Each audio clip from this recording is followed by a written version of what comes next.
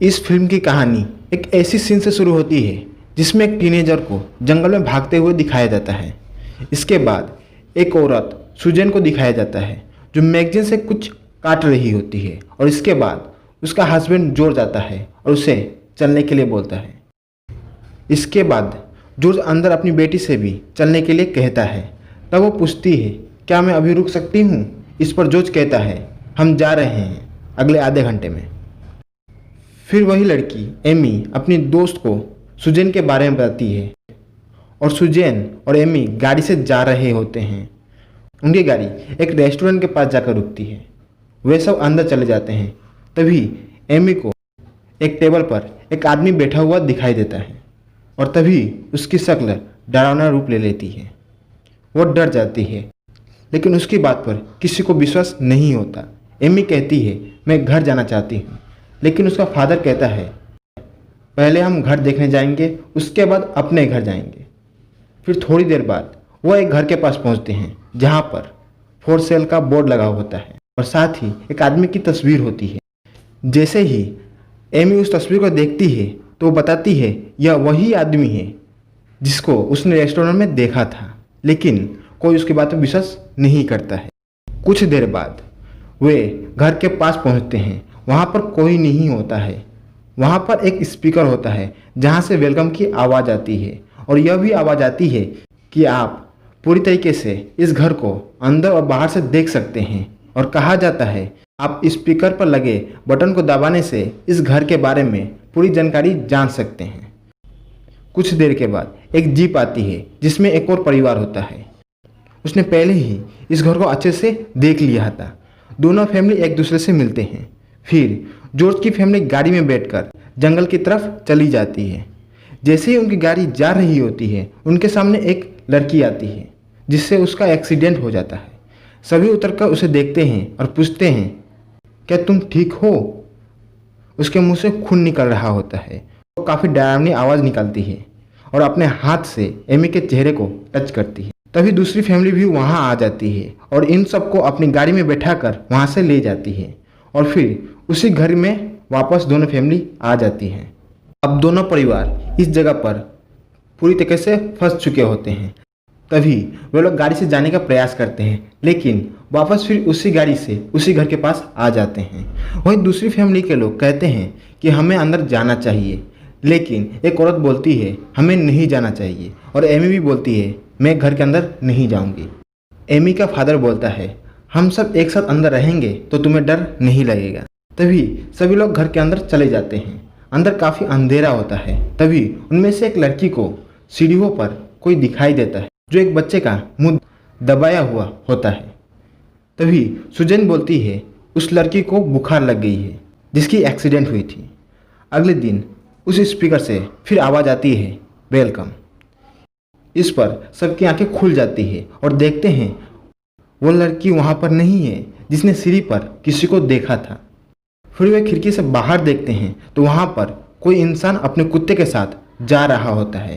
तभी सभी लोग बाहर जाने लगते हैं, लेकिन जैसे ही वो बाहर जाते हैं तो उन्हें कोई दिखाई नहीं देता। कुछ देर में वे अंदर आ जाते हैं तो उन्हें वो लड़की मिल जाती है जो रात को गायब हुई थी। फिर कोई देखता है कि उस लड़की की जीभ कटी हुई है। देखते ही देखते एक महीना गुजर जाता है। दूसरी फैमिली की एक महिला सफाई कर रही होती है। तभी उसे खिड़की से एक बच्ची दिखाई देती है जो हकीकत में उसकी मरी हुई बेटी होती है। इसके अलावा अगले सीन में दिखाया जाता है उनका एक बेटा है जो ठीक से नहीं चल पाता था, वो आसानी से चल रहा है। उस फैमिली का एक लड़का होता है जेसन। वो एमी के साथ बाहर जाता है।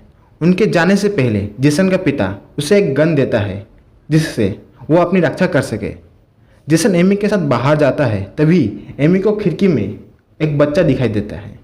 जल्दी से वो घर के अंदर जाते हैं और अपने फादर जॉर्ज से उसके बारे में बताती हैं। एमी के पेरेंट्स जहाँ होते हैं वहाँ पर एक फ़ोटो होती है जिसमें उसी बच्चे की तस्वीर होती है। एमी उस बच्चे को पहचान लेती है और कहती है यह वही बच्चा है जिसे उसने अभी खिड़की पर देखा था, लेकिन वहाँ कोई नहीं होता। तभी दूसरी फैमिली की एक महिला नीचे एक बॉक्स से पजल्स को निकालती है और उन्हें टेबल पर रखती है, और वह उस पजल को सोल्व कर ही रही होती है। तभी एक बच्ची आवाज़ देती है। वो पीछे पलट कर देखती है तो उसे दिखता है वो उसकी मरी हुई बेटी होती है, लेकिन वो औरत उसे गले से लगा लेती है और उसकी बेटी उसके कान में कुछ कहती है। उस औरत के पास एक और लड़की होती है, लेकिन उसे कुछ दिखाई नहीं देता कि औरत किसके गले लग रही है। जब वे लोग डिनर कर रहे होते हैं तब सुजैन कहती है कि तुम कुछ जानती हो। इस पर वो महिला कहती है मैं कुछ नहीं जानती। सुजैन उस पर स्ट्रिक्ट होकर पूछती है, लेकिन तभी महिला बाहर चली जाती है। जैसे वो महिला बाहर जाती है उसे फिर अपनी बेटी दिखाई देती है जो दोबारा उसके कान में कुछ कहती है।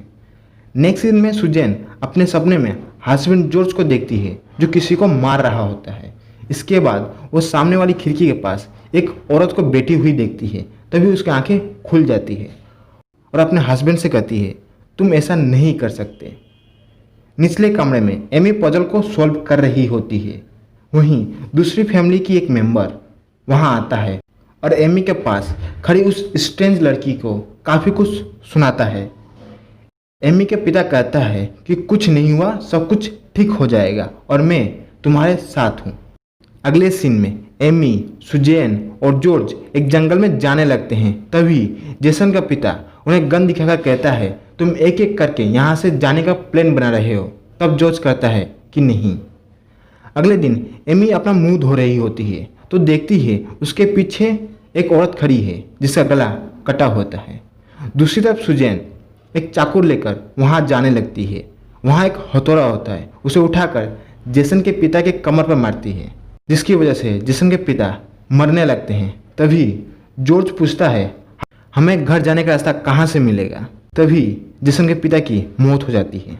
जॉर्ज अपनी बेटी एमी और उस स्ट्रेंज लड़की के साथ एक कोने में खड़ा हो जाता है और सुजैन वहाँ रो रही होती है और कहती है ऐसा मत करो। तभी जॉर्ज बाहर जाने लगता है और एमी को एक गन देता है जिससे वो अपनी रक्षा कर सके। आगे जॉर्ज जंगल में जाकर रोड खोजने की कोशिश करता है। तभी उसे हेलो की आवाज़ आती है। वहाँ पर एक इंसान अपने कुत्ते के साथ खड़ा होता है, पर जब जॉर्ज पलट कर देखता है तो उसे अपना हमशक्ल दिखाई देता है। एमी और वो स्ट्रेंज लड़की एक जगह में छुपी हुई होती है। तभी जॉर्ज वहाँ आकर उस स्ट्रेंज लड़की को पकड़कर हथौड़े से मारने लगता है जिससे उसकी मौत हो जाती है। एनी पूरी तरीके से घबरा चुकी होती है, वो रोने लगती है और जो उसके हाथों में गन होता है उसे अपने फादर पर चला देती है, जिसकी वजह से उसकी फादर की डेथ हो जाती है और एनी जंगल की तरफ भागने लगती है। तभी उसे एक गाड़ी दिखाई देती है और उसके सामने जाकर गिर जाती है। तभी कुछ लोग आकर एमी को गाड़ी में बैठाते हैं और एमी देखती है कि उसके जेब में अभी भी पजल के कुछ टुकड़े हैं। कुछ देर बाद वो गाड़ी उसी घर के पास जाकर रुक जाती है। जब एमी गाड़ी से बाहर देखती है तो वो आदमी और खिड़की वाला लड़का दिखाई देता है। वो लड़का कहता है शी इज बेड डेड। तभी वो आदमी उसे गाड़ी से निकालकर कैंची से उसकी जीभ को काट देता है और इसी के साथ यह फिल्म खत्म हो जाती है।